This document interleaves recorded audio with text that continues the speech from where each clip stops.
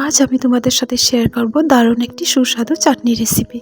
এই চাটনিটি কিন্তু দারুণ সুস্বাদু আর রান্না করতে কিন্তু দারুণ সহজ। আমি কিন্তু এখানে এক মুঠা ধনিয়া পাতাকে ছোট ছোট করে কেটে ভালো করে ধুয়ে জারে নিয়ে নিয়েছি। এখানে আমি একটি আস্ত রসুন ছুলে দিয়েছি, 4টা কাঁচা লঙ্কা দিয়েছি, ছোট আদার টুকরা 2টা দিয়েছি। সবগুলিকে ভালো করে মিহি পেস্ট করে নিয়েছি। এখানে আমি 5 টিস্পুন সরষের তেল দিয়েছি, সাথে শুকনো লঙ্কা একটাকে ছিঁড়ে ভালো করে দিয়েছি। দিয়ে নাড়াচাড়া করার পর আমি পেস্টগুলিকে ঢেলে দিচ্ছি। সামান্য পরিমাণে ধুয়ে জল দিয়ে দিয়েছি। এখন আমি সবগুলিকে ভালো করে মিক্স করে নিব। এখানে আমি স্বাদ মতো নুন, 1 টিস্পুন হলুদ দিয়েছি এবং জিরার গুঁড়া দিয়েছি 1 টিস্পুন। সবগুলিকে ভালো করে মিক্স করে নিচ্ছি।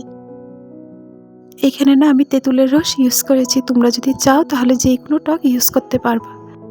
ভালো করে না নাড়াচাড়া করার পর যখন একটু শুকিয়ে আসবে তখনই আমাদের চাটনিটা রেডি।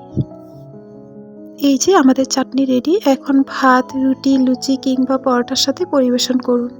আমার এই ভিডিও যদি একটুকু ভালো লাগে তাহলে প্লিজ আমার এই ভিডিওতে একটি লাইক করুন আর চ্যানেলটিতে একটি সাবস্ক্রাইব করুন। আজকের মতো এই পর্যন্ত। পরবর্তীতে নতুন রেসিপি নিয়ে আবার আসবো। ধন্যবাদ।